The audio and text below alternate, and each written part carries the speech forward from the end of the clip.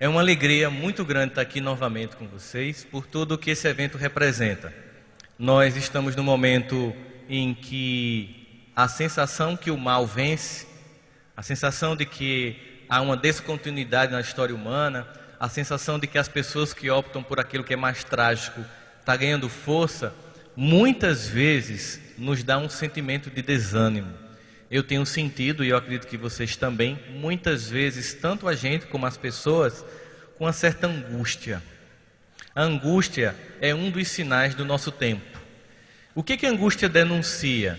Um sentimento estranho, em que a gente analisa e sente as notícias, as vidas ao nosso redor e a nossa, e muitas vezes temos medo, ansiedade, tristeza, porque no fundo, o que está acontecendo na regeneração do planeta é que está se explicitando aquilo que já tinha como promessa no Apocalipse. O joio e o trigo estão se explicitando para que a gente possa saber o que é uma coisa e o que é outra coisa. A gente pode dizer que a sociedade passa por transformações e que vai exigir da gente também passar por essas transformações, mas tem duas formas de se transformar. Por opção, quando eu analiso em mim aquilo que não está funcionando e eu quero mudar aquilo que não está funcionando, ou eu fico adiando isso, como a gente diz aqui no Brasil, empurrando com a barriga essa transformação, e quando a gente pensa que não, como Deus nos ama profundamente e jamais vai permitir que a gente estagne, a lei do progresso atua, com nossa permissão ou sem nossa permissão. Qual é a diferença quando a lei do progresso atua com a nossa colaboração? É que a gente planeja as modificações que a gente vai fazer, que pontos a gente vai atuar, aonde a gente vai atuar. E infelizmente muitos de nós têm feito vistas grossas ao apelo do tempo, nas nossas próprias vidas, para a mudança.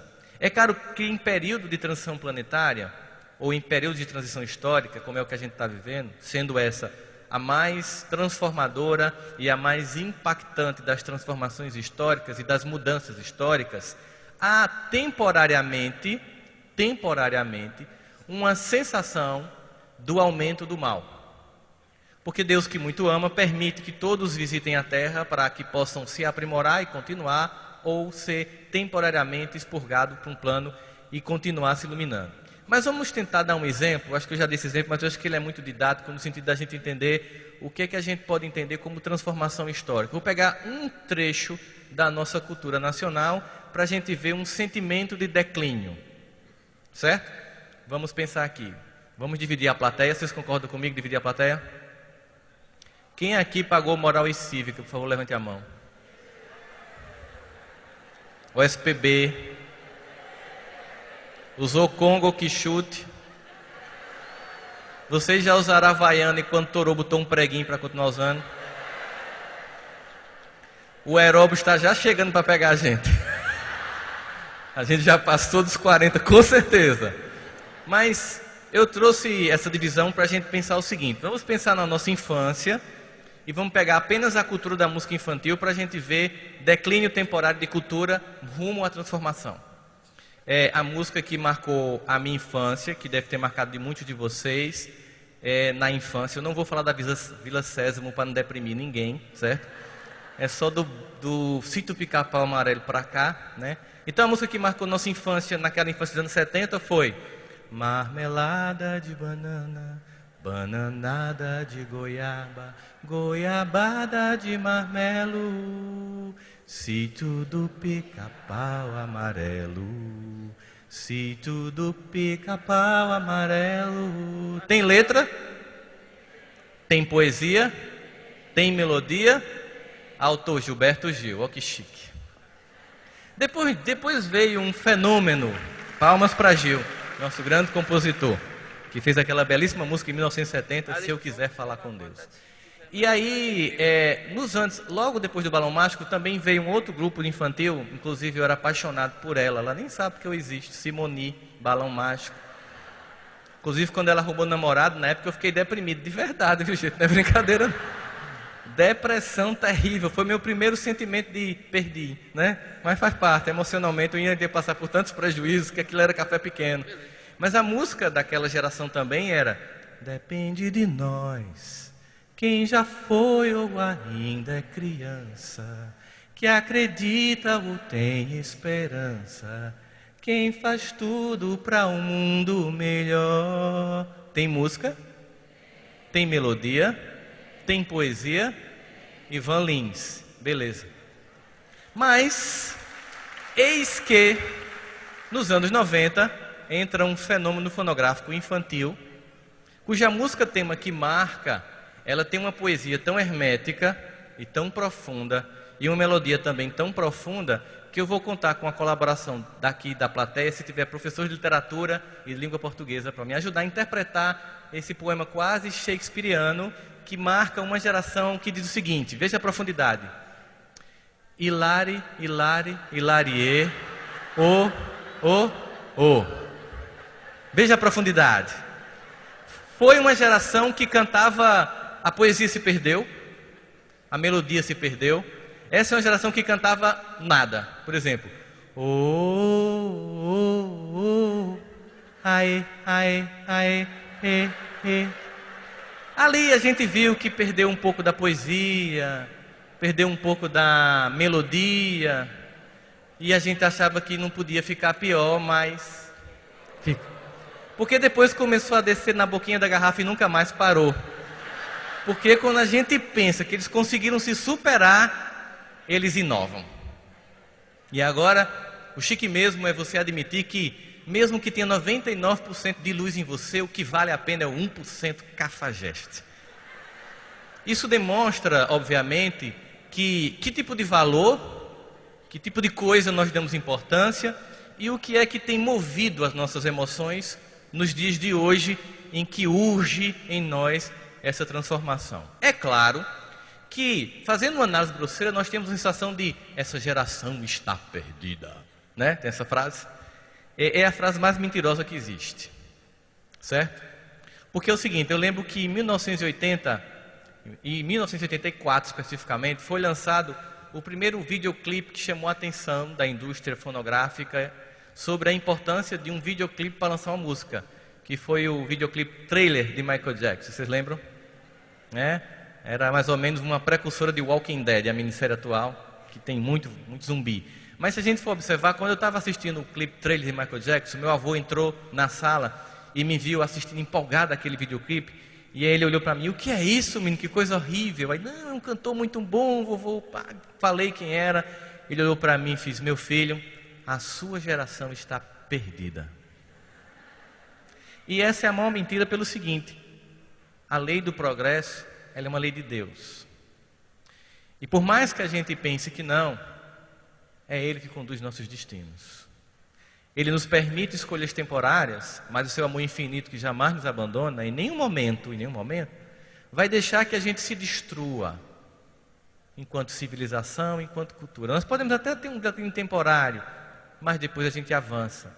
Porque toda geração que vem, ela vem melhor do que a que está. Ela do seu jeito, do seu modo, ela consegue uma resposta para a vida e ela mostra para o que veio.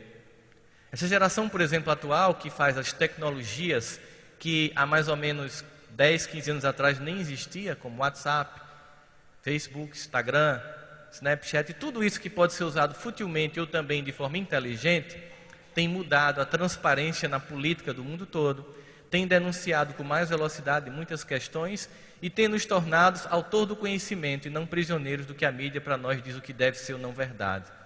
Porque faz parte do mundo da regeneração a transparência e o empoderamento das criaturas. O que para nós é estranho é que a gente não está acostumado a receber esse poder de determinar a própria existência.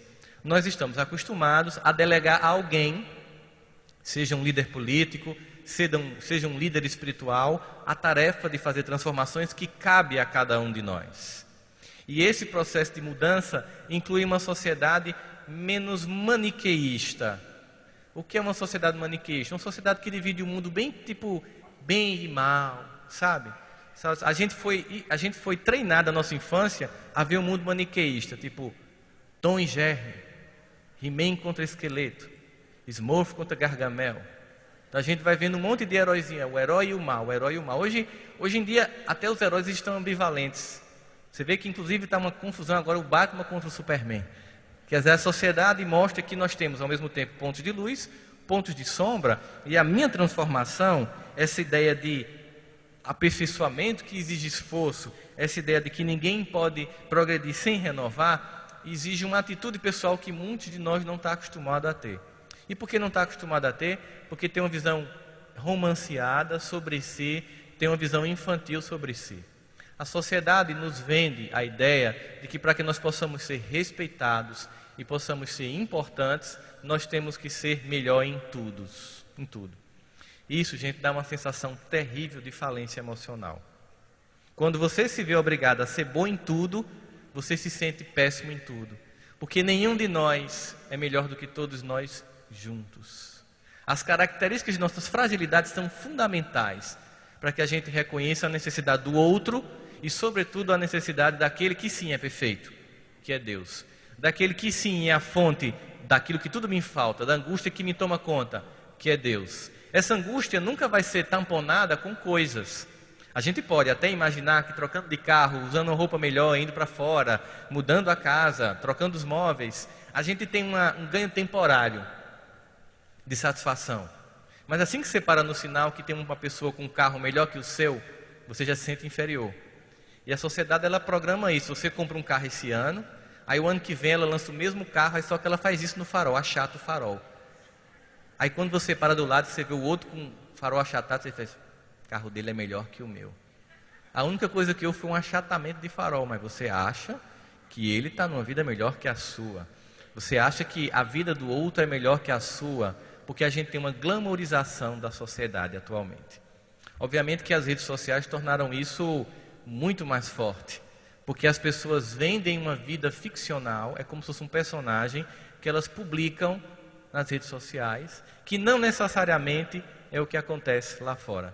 Eu já cheguei a ver, por exemplo, casal brigando numa comida japonesa, e aí eles tiraram uma foto, fizeram um selfie, sorrindo os dois, publicaram e voltaram a brigar. Eu disse, isso é o cúmulo, né, da hipocrisia, né? Publicamente nós somos um casal feliz. Você que está lá, triste, sozinho ou sozinha numa sexta-feira, achando que tem um dedo podre, que nunca consegue ninguém que preste, olhando ali o Instagram, quando você vê aquele casal sorrindo, você diz, que vida miserável a minha. Porque você se compara com o que não é verdade, e você não aprende que a felicidade, ela não depende daquilo que o mundo nos propõe como felicidade. É por isso que Jesus diz que Ele nos dá uma paz que excede todo o entendimento. Porque não é uma paz como o mundo nos dá, Ele diz. É uma paz diferente, porque ela preenche. Hoje, muitas pesquisas na área da neurologia, do comportamento humano, mostram, por exemplo, que uma noite numa mesa, tomando café com tapioca, com pessoas que você gosta, amigos, gera uma compensação psicológica e emocional maior do que comprar um carro novo. Sabe por quê? Porque nunca são as coisas que nos deixam mais ou menos felizes. Nunca. Sempre são pessoas. Quando a gente vai ouvir falar de mágoa, tem a ver com pessoas. Quando a gente vai falar de perdão, tem a ver com pessoas. Quando a gente vai ouvir falar de ressentimento, tem a ver com pessoas. Mas a sociedade precisa nos dizer que a felicidade é aquilo que a gente constrói, que a gente compra. Observe que um dos motivos da depressão coletiva no Brasil é que a gente deixou de ir ao shopping. Mal está dando para pagar a feira, então comprar roupa não rola, ver filme não rola, comprar pipoca não rola, então a gente está ficando em casa. Mas eu tenho observado que as pessoas estão se apoiando mais. Eu não estou dizendo que a gente tem que ficar em crise, longe disso, mas é porque essas crises, elas fazem com que a gente lance o olhar sobre o que é essencial. Já que eu não posso me enganar e viver num frenesi de consumo para tamponar minhas faltas, eu vou em busca do que realmente preenche, que são as pessoas. Esse silêncio que ficar em casa me permite pensar em mim, ele é profundamente necessário. E muitos de nós não quer enxergar porque não quer reconhecer as sombras que tem. Mas as sombras da nossa alma, elas não devem ser repelidas. Elas não devem ser colocadas como uma deficiência moral, mas como um traço de mim, que faz parte de mim, que eu tenho que admitir e, óbvio, no meu tempo, no meu processo, transformar. Acontece que a gente olha para os processos dos outros e aí fica pensando, como é que eu vou conseguir isso? A gente sempre vê no outro uma coisa meio mágica, né? As pessoas tinham dificuldade de admitir que erram. Vocês já viram como todo mundo só conta vantagem? É impressionante. O povo conta uma vantagem que você faz assim, minha vida é muito ruim. Se for falar de vida afetiva, tem gente que diz que toda noite eu faço amor com minha esposa. Eu digo, menino, eu acho que eu estou doente. Eu estou com algum transtorno, que cabo vigoroso danado. Mas vai lá para ver se é assim mesmo, conversa com a madame para ver se é desse jeito. Todo mundo, não, eu não tenho medo. Tem um poema muito interessante de Fernando Pessoa, do seu heterônimo Álvaro de Campos, que é um dos personagens que ele usava para dar nome às suas poesias, que chama-se Poema em Linha Reta. E esse poema é muito interessante, porque o que ele diz? Nunca conheci quem tivesse levado porrada. Todos os meus conhecidos têm sido campeões em tudo. Eu, tantas vezes rele, tantas vezes porco, tantas vezes vil, eu tantas vezes irresponsavelmente parasita, indesculpavelmente sujo, eu que tantas vezes não tenho tido paciência, eu que tantas vezes tenho sido ridículo, eu que tenho me enrolado, eu que tenho caído nas etiquetas, que tenho sido mesquinho, arrogante às vezes, eu que tenho sido cômico, a dor do outro, eu que tenho sentido piscar do olho nas moças de flertes, eu que tenho vergonha financeira porque vou à falência, eu pego dinheiro para emprestar e não pago, né? Ninguém se identificou com essa lista agora, não entendi, né? Eu que quando na hora do soco surgiu, eu me abaixei para não receber o tiro, o murro, mas meus amigos, todos são heróis em tudo. Eu estou farto de semideuses. Será que não tem gente nesse mundo? É a pergunta que ele faz. Será que não tem pessoas humanas que falham, que erram, que caem, que fracassam? Por que as pessoas têm medo de dizer que elas fracassam? Será que não dá para entender que esse fracasso é quem torna as pessoas quem são? Nós somos forjados pela dor. A dor não é um capricho de Deus mesquinho e masoquista que nos faz sofrer ou sente para ter o nosso sofrimento. Não, é um Deus que nos vê se capacitando diante da dor. E a natureza é pródiga nesses exemplos. Você imagina que você chega perto de um casulo, de uma borboleta que está tentando abrir, ele está semi-aberto, ela está fazendo um esforço, e você pensa, eu vou ajudar, e você abre o casulo e a borboleta cai. Porque o esforço para abrir o casulo era essencial para capacitar a borboleta para voar. Ali não era um capricho de sofrimento, mas era treino para a possibilidade do voo. As nossas dores nos fortalecem. Dá um exemplo disso, do quanto nós precisamos deixar vir esse processo de dor para o crescimento, para as transformações. Eu fiz uma palestra numa escola, numa cidade do sudeste do país, que a mensalidade era a partir de R$7.000. Eram 5.000 pais, eu fui para um teatro e a gente fez uma palestra de 7 às 8h30 e depois de 9 às 10h30, porque não cabia todo mundo. E eu comecei a fazer uma pergunta aos pais, que eu vou fazer para vocês. Meus avós, minha avó e meu avô, eles tiveram Alzheimer. E eu passei umas cenas muito engraçadas com meu avô, né? Uma vez a gente foi no Banco Itaú receber a aposentadoria dele. Uma fortuna de um salário mínimo. E eu estava na fila com ele, porque ele tinha que receber o dinheiro dele. Era uma sensação de autonomia que eu tinha que preservar. Era uma sensação de dignidade, que ele queria receber o dinheiro dele. Eu estava com ele na fila, aquele silêncio. Ele fez, meu neto! Todo mundo olhou. Diga, vô, não me roube não.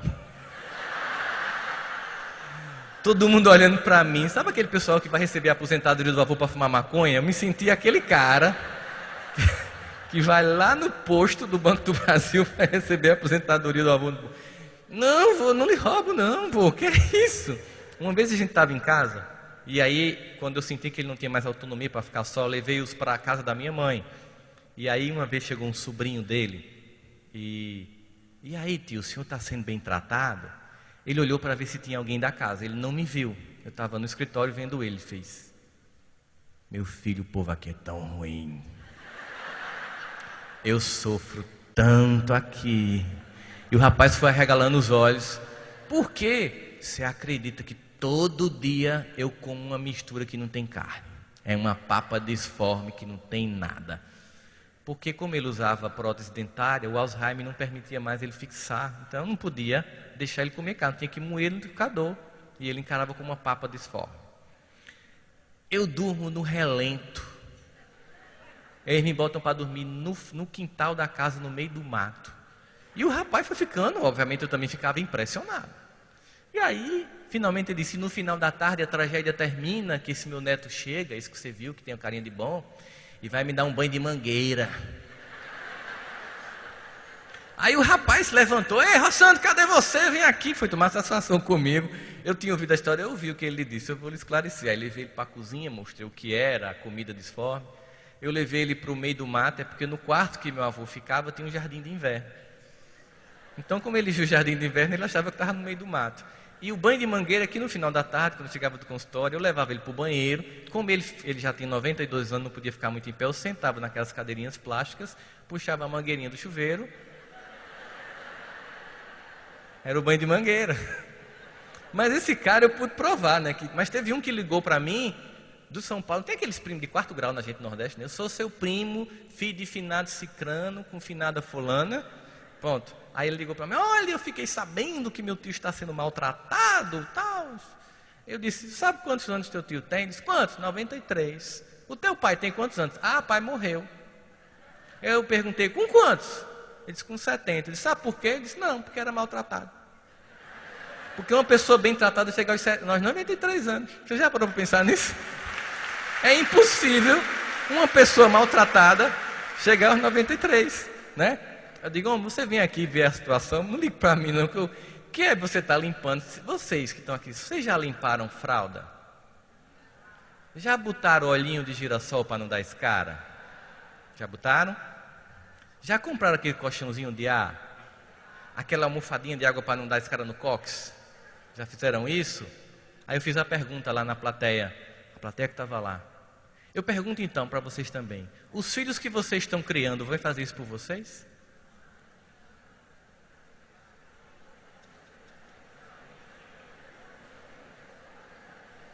Eu vou beber água com esse silêncio de vocês. Por que não? Vamos pensar nisso então agora? Olha só, gente. As dificuldades da vida, elas nos forjam competência, dignidade e respeito. A geração que nasceu na época de moral e cívica é uma geração que quem mandava na casa era quem? Os pais. E isso é o que é certo. Por isso que no Decálogo de Moisés, já nos 10 artigos da Constituição do planeta está: honrai teu pai e tua mãe. O problema é que os pais e as mães hoje não se fazem honrar pelos filhos, porque resolveram ser amigos. Amigo do filho. Você deixa a posição de pai e de mãe, que é única, para ser uma posição de igualzinho, que é amigo. Essa geração que pagou moral e cívica é uma geração que ralou, que deve ter passado fome, que eu vivia com roupa dos outros. Vocês já perceberam que pobre não muda de roupa, é a roupa que muda de pobre? Ela vai andando, ela vai escolhendo você não escolhe ela. Você vai, né? Você... Eu lembro de uma vez que eu ganhei uma calça que ela desbotada, mas aí não tinha zíper, e a gente foi para o aniversário e minha mãe costurou o zíper, que na época eu chamava de ri-ri. Vocês lembram ri-ri? Era ri-ri. E aí, quem disse que eu podia ir no banheiro? Não podia, eu passei a noite assim, porque eu não estava costurada, a calça me escolheu, eu não escolhi a calça. E o que é que isso dava para a gente? A vontade de conquistar. A vontade de perceber que tem que ter um esforço, que ninguém pode fazer por mim. Esses pais que nasceram nesses anos 70, eles ralaram para conquistar. Eles muitas vezes vieram do sertão, eles pegavam bicicleta para pegar um ônibus para depois vir para o colégio, e conseguiram vencer, e conseguiram juntar um patrimônio, ter uma vida melhor para os filhos, e tiveram a ideia infantil de dizer: meus filhos não vão passar pelo que eu passei. Esquecendo que foi exatamente porque passou pelo que passou que tornou quem se tornou. E ninguém está dizendo aqui que seu filho passa fome ou vai viver com roupa emprestada, mas que ele tem que entender que tudo que você faz é um benefício amoroso para ele, que a casa não é dele. E que ele precisa respeitar essa pessoa, porque quando você não foge de uma geração assim, ela não é capaz de suportar as próprias transformações, ela delega para os outros. É por isso que muitas vezes as pessoas dizem assim, no colégio, aqui quem é professor já deve ter ouvido isso. Chega uma mãe ou um pai com uma criança de 3 anos e diz assim: eu não sei mais o que eu faço com esse menino. Aí quando você olha, é um menino mesmo, desse tamanho. Aí você arregala os olhos, olha para o menino, olha para a criatura grande, olha para o menino, aí você diz: eu mato quem? Ele ou ele? Como é que uma criatura deste tamanho não sabe o que faz com uma dessa? Que imaturidade é essa? E a gente tem sentido pessoas que não têm conseguido avançar e se desenvolver e se transformar. Sabe o que aconteceu com as pessoas que tinham moral cívica? É que elas ralaram, elas foram atrás. Vocês, aqui, como a gente é nordestino, vocês lembram do biscoito surtido? Na minha casa era assim, os biscoitos de champanhe eram dos pais, não tinha discussão, era sem negociação. Os de chocolate dos irmãos mais velhos. Eu sou o caçula. Biscoito crebado lá embaixo. Meu sonho de consumo, para conseguir o biscoito de champanhe só tinha uma alternativa: estudar. Para comprar a caixa. E agora que eu estou pagando, eu lembro que minha primeira filha de casamento eu comprei uma caixa de biscoito de champanhe. Agora eu estou pagando, agora eu como, danado. Só que a gente não entende que nos dias de hoje as pessoas não respeitam as etapas. E a transformação exige etapa. É por isso que Emmanuel nos diz: o tempo destrói tudo aquilo que ele não ajudou a construir. O tempo destrói tudo aquilo que ele não ajudou a construir. É preciso que a gente entenda que a vida solicita etapas, que solicita que a gente consolide passos para seguir adiante. Quando a gente pula, a gente cai. A gente, na verdade, não dá muito valor àquilo que vem fácil. Quando eu queria gravar uma música, na minha adolescência, não tinha som 3 em 1, não. Já foi um avanço tecnológico gigante.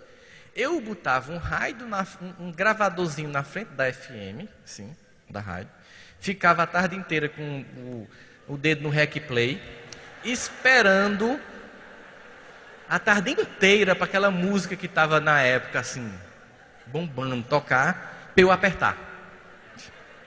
Quando faz amor, se olha no espelho, será que você gosta mesmo de mim? Né? E além de apertar no início, rezar, fazer preces, para o miserável do locutor não dizer Campina FM, no meio da música. Mas ele sempre dizia no meio da música, Campina FM, toda vez. Aí, quando eu comecei a ganhar algum dinheiro, aí veio o LP, que era caro. Eu comprei um do RPM. Aquilo era uma coisa sagrada. Quando alguém me pedia emprestado, eu levava pessoalmente, eu atravessava a rua para entregar ao vizinho.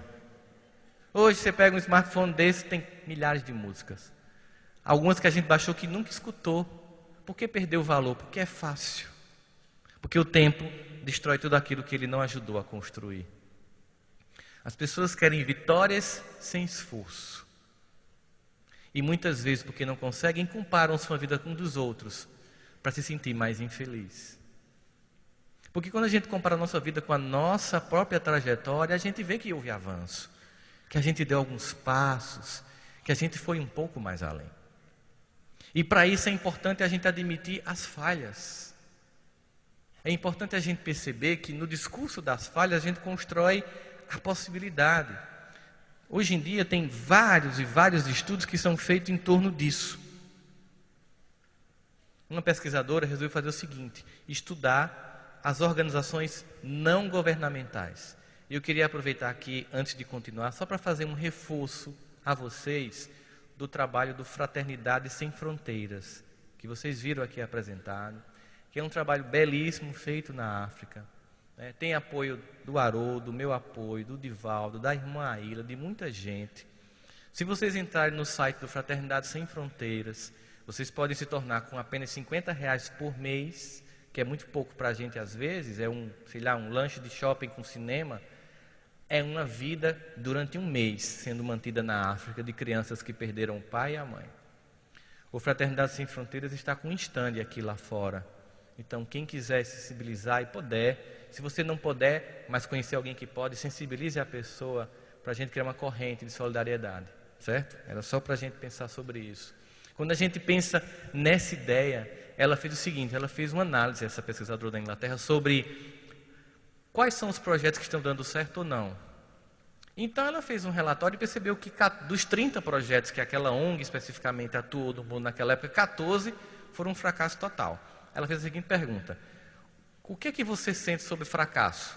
As pessoas responderam: vergonha, humilhação, incompetência, fragilidade. Aí ela fez o seguinte, pediu às pessoas que fracassaram que dessem um depoimento para dizer por que fracassou, como fracassou e como mudou depois a rota. Aí ela perguntou às pessoas: o que vocês acharam dessas pessoas, dessas ONGs que disseram que fracassaram, que não conseguiram resultados? Aí disseram que era coragem, capacidade de mostrar que errou e mostrar como superou. Então, ser adulto não é um ser que faz escolhas corretas. Adulto é um ser que se responsabiliza pelas escolhas que faz, qualquer que seja a escolha que faz. É interessante notar, quando a gente vai estudar a biografia de grandes nomes da cultura, da ciência, da economia, da política e até mesmo da religião, a gente percebe o seguinte, que um ser humano comum, ele erra 50% das vezes. De cada 10 coisas que faz, ele erra 5. E um ser humano incomum, ele de cada 10 coisas que faz, erra quantas? 8. A sensação que a gente tem é que um ser humano incomum erraria 2, né? Muito pelo contrário, o ser humano incomum erra mais. E qual é a diferença então? É que esse ser humano, quando ele erra, ele não se culpa. Ele entende que faz parte do processo. Ele simplesmente aprende com erro e segue em frente. O ser humano comum, ele se pune. Imbecil. Aff, que bicho idiota. Meu Deus do céu. As pessoas começam a dirigir o carro. Aí elas entram no carro e devem achar que tem um DNA que tem direção. Aperta e começa a dirigir. Não, não tem. Aí você está lá, bora lá, primeira marcha. Aí o carro morre no sinal. Aí você faz: ô bicho burro. Como você começou a aprender a dirigir, você não pode, você começou a aprender uma língua, qualquer coisa que o seja, você não vai errar. É tão natural, tão humano, a gente se pune, se chama de imbecil, de incapaz, de burro, e vai reforçando um sentimento de eu desisto, eu não vou fazer isso porque eu não posso. Existe uma história que é verdadeira, que é uma clássica história sobre persistência, que é exatamente a história de Thomas Alva Edison, inventor da lâmpada elétrica. Ele era um pesquisador, e ele tinha um currículo muito bom, mas no laboratório que ele estava, tinha grandes homens com grandes currículos como ele. E ele estava muitas vezes tentando a lâmpada ficar acesa. Na 10ª tentativa, um dos cientistas disse: Dr. Thomas, desista. É a 10ª vez que o senhor tenta fazer isso. Ele disse: não, agora é que eu não desisto mesmo. Aí o cara perguntou: e por que não? Porque eu já sei 1000 formas de não fazer a lâmpada elétrica. Enquanto que o outro estava vendo uma sucessão de erros, ele estava vendo uma aproximação do acerto. Viu a diferença? É por isso que todo mundo sabe quem é Thomas Edison, mas ninguém sabe o nome do idiota que pediu para ele parar. Porque quem tem medo não marca a própria trajetória. E aí tem uma passagem que está no Evangelho de Mateus, que é muito rica nesse sentido para a gente analisar. A gente tem aqui no Evangelho de Mateus... Eu acho que meu relógio parou. Que horas são? Já está perto. Me desculpa, gente. Deu um branco geral aqui agora. Aí, que horas são? Ah, tá. Que horas termina mesmo?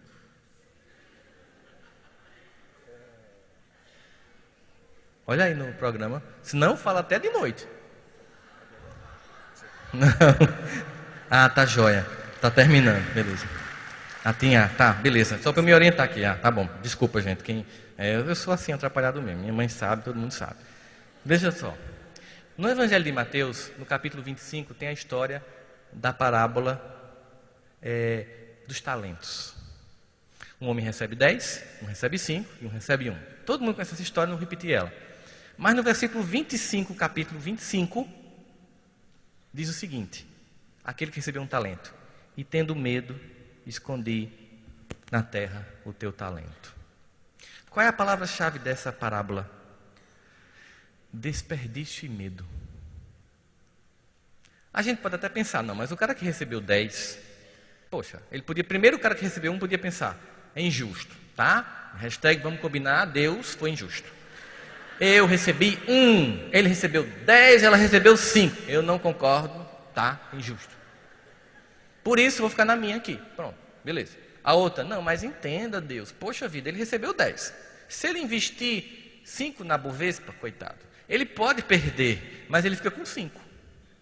Se essa que recebeu 5 investir 2 e perder, fica com 3. E eu que recebi 1, se eu perder, lascou. Né? Ele não diz isso para Deus, obviamente. Né? Mas qual é o problema? E se ele perdesse tudo, o que é que Deus faria?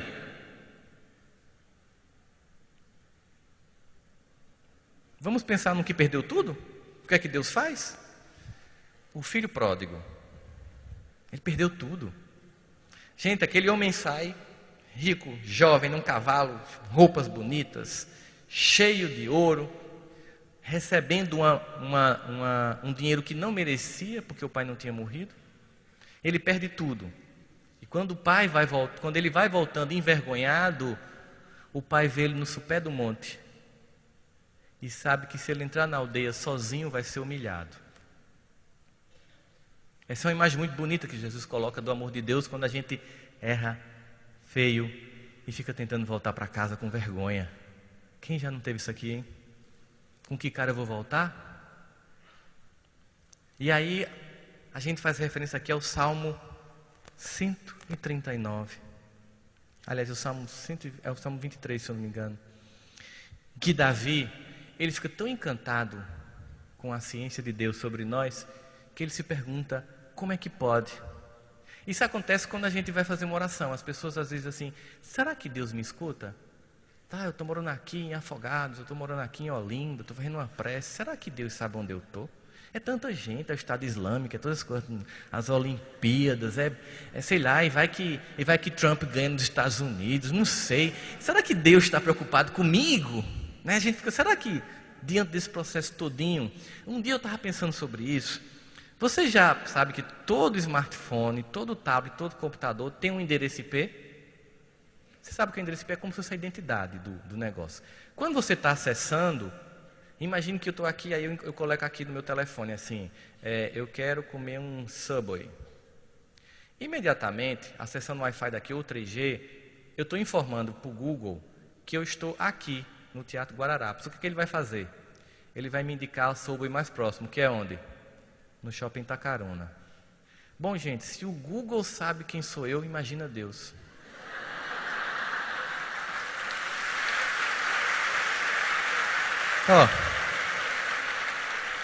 Muito mais. É por isso que Davi ficou encantado e fez, Senhor, eu sei que tu me sondas. Eu sei que me conheces. E quer eu esteja em pé ou deitado, tu conheces o meu pensamento. E mesmo que falte em mim palavras, conheces o meu pensamento. E tal ciência tão preciosa que eu não alcanço de tão alta. Veja o poder de Deus. A capacidade de sondar é ir no profundo, lá dentro, nas sombras que a gente tem medo de mostrar, e que Deus vê e ainda assim nos ama. Pois se o perfeito que Deus nos ama, é nossa obrigação de imperfeito que somos, nos amarmos. Porque se o Pai que vê as nossas sombras ainda assim nos ama, devemos nós nos amar para transformar nossas sombras em luz. Quando o filho vai voltando para a casa do pai, depois de ter perdido tudo, ele não perdeu um talento, como esse do Mateus 25, perdeu, com medo de perder um medo. Ele perdeu tudo, ele vai voltando assim, eu não mereço ser filho, nem desse homem mais ser filho. Quando o pai enxerga aquele filho lá no sopé da montanha, ele corre em direção ao filho. Gente, imaginar um homem judeu, com todas as suas vestimentas, correndo é inimaginável. É a posição de Deus quando o filho retorna. Como diz os orientais, quando a gente dá um passo em direção a Deus, Ele dá 1000 em nossa direção. Mas é preciso a iniciativa de pedir e achar que merece. Como aquela mulher que na multidão toca Jesus e para de sangrar, ele faz: quem me tocou? E os apóstolos disseram: Jesus, estás brincando, tem um monte de gente te pegando. Vamos combinar que dá para saber não. Não, mas alguém tocou em mim diferente. Quem foi? A mulher que tocou e achou que merecia a cura. Ela não vacilou. E ela recebeu porque achou que merecia. A gente não pede sem achar que merece. A gente entrega as coisas a Deus igual o Pigou em Ghost, quando vai entregar aquele cheque de 4 milhões de dólares. Ela entrega o cheque à freira, a freira puxa ela. A gente entrega as coisas a Deus assim: Deus, resolve para mim. Não, peraí, deixa eu tentar de novo. Ele fala: meu filho, quando você quiser largar, eu entro aí no processo. E aí aquele pai corre, e eu fico pensando naquele filho, vendo aquele pai correndo. Ixi, vou começar a apanhar daqui. Mas já está bom, porque se ele bater em mim, está me considerando filho. E aquele pai vai se aproximando, e aí ele começa a não entender, porque o homem está sorrindo. Como ele está sorrindo? Ele está sorrindo e começa a abrir os braços. Gente, é incompreensível o amor de Deus. Ele não é lógico. Simplesmente é arrebatador. Aquele filho começa a olhar aquele homem vindo e sorrindo, ele fica tão encantado com aquele amor que perdoou e que se alegra com a volta, que ele tenta se jogar no chão, como que prostrado para agradecer. O pai corre mais rápido, abraça e beija o pescoço. Nós temos que ter coragem de tentar. Porque quando uma criança está tentando andar, ela cai. Nenhum pai, nenhuma mãe bom vai puni-la, porque caiu quando tentou andar. Porque quando uma criança está tentando aprender a ler, ela gagueja. Nenhum pai, nenhuma mãe vai bater numa criança, porque para aprender a ler está gaguejando. Na vida, muitas vezes, a gente vai tentar acertar, mas muitas vezes vai errar. Não importa, a gente vai continuar tentando. Quando eu lancei esse último livro, O Tempo do Autoencontro, que eu queria aproveitar para agradecer a meu querido amigo e irmão Sérgio Lopes, que trocou de horário comigo, porque às 7 da noite eu tenho que ir para Salvador, que amanhã eu vou falar para mais de 2.000 freiras num congresso de escolas católicas. E aí eu tenho que pegar um voo 7 da noite, então não daria certo eu fazer a palestra de 6 horas. Quando eu peguei e fiz esse livro aqui para a Federação Espírita de Goiás, eu comecei a fazer sobre o tempo do autoencontro, que é sobre o simbolismo psicológico do deserto, né? Os momentos. E eu sei que muita gente não conseguiu ainda, mas quando terminar aqui eu vou lá para autografar antes de pegar o avião, certo? Então, quando eu fiz esse livro, chegou um momento que a editora disse: Sandro, você não vai entregar não, está faltando alguma coisa. Não sei o que é que está faltando, mas eu só posso publicar se essa coisa que eu acho que está faltando vem na minha cabeça. Aí eu disse: mas a gente tem um prazo para o lançamento do livro. Eu disse: tá bom, eu vou tentar ver. Aí eu fui dormir, aí me lembrei o que é que eu precisava dizer aqui. Eu precisava falar aqui do meu deserto.